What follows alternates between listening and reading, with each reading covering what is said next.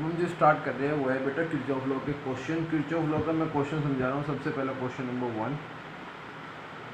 Question 1 बड़ा simple सा दे रखा है, अगर आप ध्यान से देखिए। क्वेश्चन 1 में क्या दे रखा है, हमें दे रखा है बेटा कि 2 cells of EMF 1.5 volt and 2 volt inter resistance 1 ohm 2 ohm are connected in parallel. ये तो आपको क्या होगा बेटा, इस तरह से लैंग्वेज में क्वेश्चन होगा और कहेगा draw the circuit diagram using Kirchhoff rule to calculate current through each branch of the circuit. या फिर सिंपली क्या होगा कि आप लोगों को सर्किट बना हुआ दिया जाएगा और सर्किट बना हुआ होगा, आपको केवल क्या करना होगा, उसको सॉल्व करना होगा। जैसे मैं एक सर्किट बना रहा हूँ अभी, और उसके बाद फिर हम उसको क्या करेंगे बेटा, सॉल्व करेंगे। देखिए ध्यान से, हमें कहा है कि देखिए सर्किट, मैं सर्किट बना देता हूँ।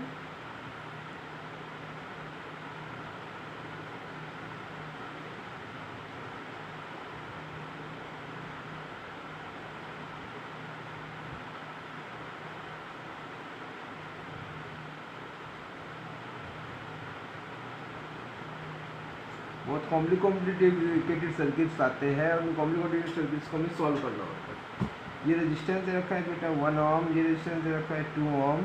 The volt EMF of this cell is 1.5, the EMF of this cell is 2 volt and the below resistance is 5 ohm. मैं नाम दूंगा सबसे पहले इसको A, B, C, D, this one E and then F। अब हमें क्या करना है, हमें करना है we have to find out और करंट इन ईच ब्रांच। तो सबसे पहले सर्किट के अंदर करंट को शो करेंगे। तो हम जानते हैं current is always coming from positive to negative. तो यहाँ से भी हमें करंट निकाल लेते हैं और यहाँ से भी करंट निकाल लेते हैं।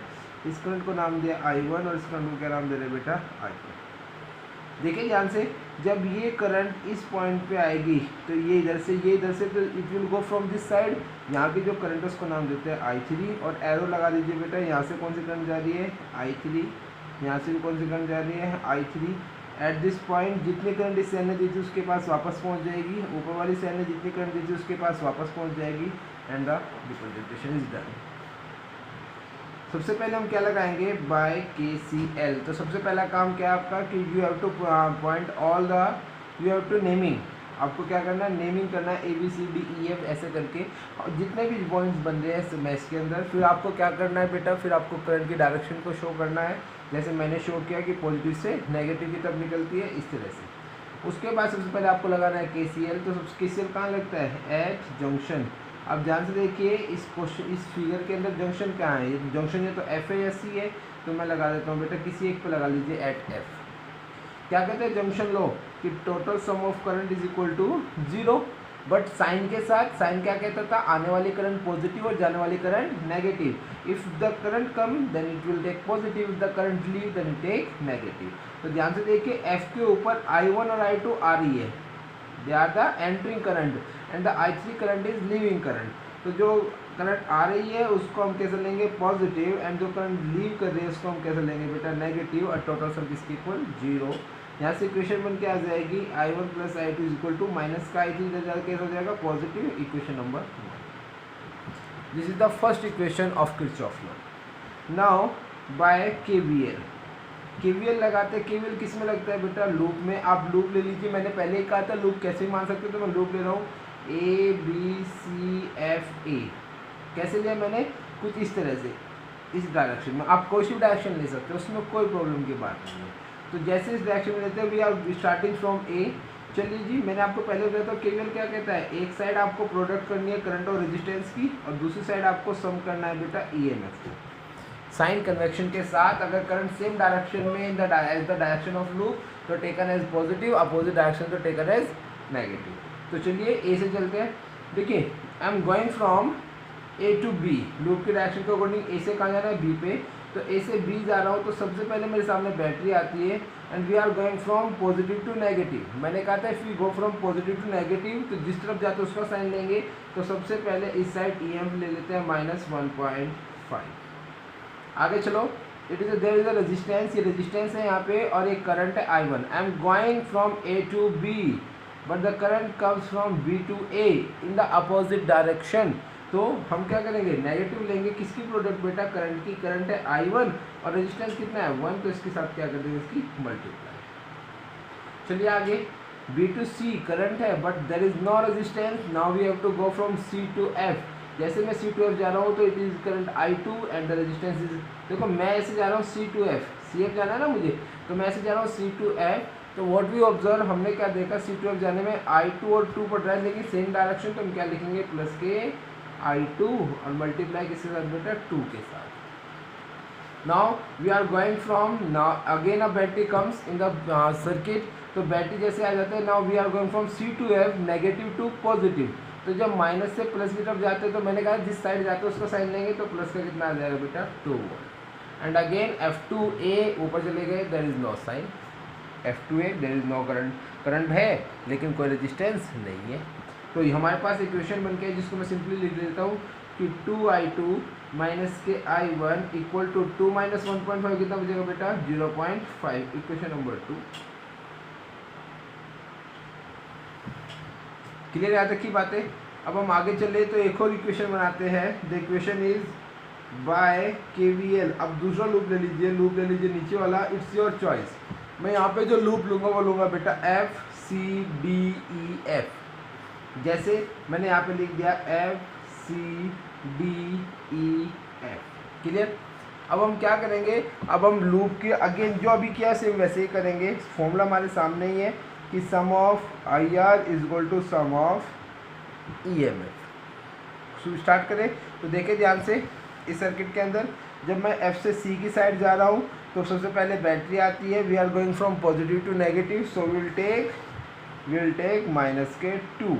आगे चलिए देखिए, मैं ऐसे जा रहा हूँ F to C, the current coming from C to F I2, और करंट I2 है, रेजिस्टेंस कितना है बेटा 2 ओम, तो दोनों की प्रोडक्ट करेंगे। अपोजिट डायरेक्शन से लिए क्या कर देंगे बेटा 2I2 माइनस लेंगे। ठीक है। Now C to D there is no resistance, current तो है लेकिन रेजिस्टेंस नहीं है। Now we are going from D to E, current and resistance but in the opposite direction. I am going from D to E and the current coming E to D, then you will take negative, it means how much 5I3। now we are going from E to F, there is no resistance, so this current is not countable। हम अभी दोबारा काम हो चुके F पे। अब ध्यान से देखिए इक्वेशन मेरी क्या बन के आई, इस साइड से नेगेटिव कॉमन ले लो तो मेरे पास बच जाएगा बेटा 2I2 प्लस के 5I3 इक्वल टू 2। दोनों साइड से नेगेटिव कॉमन लेके क्या कर दिया, कैंसिल कर दिया। This is equation number 3। अब आपको केवल 10th की अलजेब्रिक इक्वेशन को कैसे सोल्व करते हैं उनको याद करना है और देखना है। आप ध्यान से देखिए, इक्वेशन 1 में I3 किसके इक्वल है बेटा, I1 प्लस I2 के इक्वल है। तो अगर मैं इक्वेशन 3 में I3 की जगह I1 प्लस I2 रख दूँ तो देखो इस इक्वेशन में भी I1 I2 है, इसमें भी क्या हो जाएगा I1 I2। We can solve by add करो, सब्ट्रैक्ट करो, सब्स्टिट्यूट करो, एज योर चॉइस, उसमें कोई दिक्कत की बात नहीं। तो सबसे पहले हमने क्या यूज़ किया, डिवाइड कर लेते हैं KCL, कहाँ पे, जंक्शन F पे। टोटल सम ऑफ करंट किसके इक्वल बेटा 0 के इक्वल, और आने वाली करंट पॉजिटिव, जाने वाली current negative, equal to 0। Equation बन गई। फिर हमने क्या यूज़ करा, KVL लूप लिया, ऊपर वाला डायरेक्शन में भी क्लॉकवाइज में भी anti clockwise, the equation will come same. तो हमने लूप लिया, sum of IR equal to EMF हमने किया माइनस के I1, जैसे था बिल्कुल सेम वैसे ही। अगर अपोजिट डायरेक्शन है तो taken as negative, same direction तो टेकन एज पॉजिटिव। सेल में अगर मैं प्लस से माइनस जा रहा हूँ तो माइनस आएगा, और अगर मैं माइनस से प्लस आ रहा हूँ तो प्लस आएगा। इक्वेशंस बनाई, फिर अगेन एक और लूप लेकर इक्वेशन बनाई, मेरे पास इक्वेशन हो गई।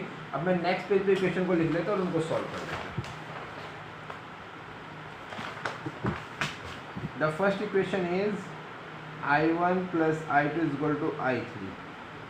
The second equation is 2I2 minus k I1 is equal to 0.5, and the third equation is 2I2 plus k 5 I3 equal to 2। हमारे पास तीनों इक्वेशन हो गई। बाय 1 14 3, 1 को किसे पुट कर रहा हूँ बेटा 3 में पुट कर रहा हूँ। तो जैसे ही पुट करेंगे तो इक्वेशन बन जाएगी 2I2 प्लस के 5 I3 की जगह मैं क्या पुट करता हूँ I1 plus I2 equal to में 2। हमारे पास इक्वेशन बन जाएगी 2I2 प्लस के 5 I1 प्लस के 5 I2 इक्वल टू में 2। देखो 5 I2 यहाँ पे 2, यहाँ पे टोटल कितना होगा 7 I2 प्लस के 5 I1 इक्वल टू में 2। That is equation number 4। कोई दिक्कत यहाँ तक की बात में। Now we are taking second equation. Second equation is 2I2 minus के I1 equal to 0.5। This was the second equation. हम सॉल्व करते हैं तो देखिए ध्यान से, यहाँ 5 है, यहाँ 5 नहीं है, तो हम क्या करेंगे, बाय मल्टीप्लाई 5 से क्या कर देंगे, मल्टीप्लाई कर देंगे किसमें, इक्वेशन 2 में। तो कर दीजिए, मेरे पास इक्वेशन है 7i2 प्लस के 5i1 एंड देखो अपोजिट साइन है तो हम क्या कर सकते हैं, उनको ऐड कर सकते हैं, ठीक है ना। ऐड इक्वेशन 4 एंड 2, तो ये मेरे पास ऊपर तो ये बच गई, इसमें 5 से मल्टीप्लाई करना है तो 5 2 ज़ा 10i2 माइनस के 5i1, जब भी मल्टीप्लाई करते हैं कंप्लीट करते हैं, 5 5 ज़ा 25, तो इट मीन्स 2.5। देखिए हमें ऐड करना है तो दे विल कैंसिल आउट, क्या बच जाएगा, 17i2 इक्वल टू, इनको भी ऐड कर दीजिए बेटा, it means 4.5, i2 is equal two is what, 4.5 upon में 70। आपका आंसर भी चेक करा दूंगा इसका। हम इसको पॉइंट हटा लेते हैं, जैसे पॉइंट हटाएंगे आ गया तो कट कर लेते हैं 5 से, 5 9 जो हो गया बेटा, और 5 3 जा एंड हाउ मच 4 जा, तो i2 is equal to how much, i2 is equal to 9 upon में 34 एम्पियर, 9 अपॉन में 34। ये तो आया हमारा पहले ना। अगर मैं i1 निकालता हूँ तो मेरे पास एक इक्वेशन थी मेरे पास बेटा कि 2i2 माइनस के i1 इक्वल टू 0.5, ये इक्वेशन मेरे पास थी। मैं i2 की वैल्यू को इसमें प्लेस कर देता हूँ, 2 इंटू में 9 अपॉन में 34 माइनस के i1 इक्वल टू में 0.5, देखिए 2 से 17 टाइम्स हो गया तो 9 अपॉन में 17 माइनस के i1 इक्वल टू में 0.5 को मैं 5 अपॉन में 10, इट मीन्स 1 अपॉन में 2 लिख लेता हूँ। देखो 9 अपॉन में 17 ऐसे कैसे ही, ये 1 अपॉन में 2 पॉजिटिव इधर आते हैं नेगेटिव और i1 इस साइड जाते हैं पॉजिटिव, एलसीएम इज 17, तो ये आ जाएगा बेटा 9 और यहाँ क्या आ जाएगा 17 तो नहीं आ सकता, वी विल टेक 34, तो यहाँ पे हो जाएगा 18 और यहाँ पे हो जाएगा 17, i1 18 माइनस 17 1 अपॉन में 34, that is value of i1। When we talk about i3, तो i3 की बात कैसे करेंगे, एक इक्वेशन हमारे पास थी कि i1 plus i2 equal to what बेटा i3, तो i1 की वैल्यू 1 अपॉन में 34, i2 की वैल्यू 9 अपॉन में 34 इक्वल टू में i3, तो टोटल हो गया बेटा i3 इक्वल टू 10 अपॉन में 34।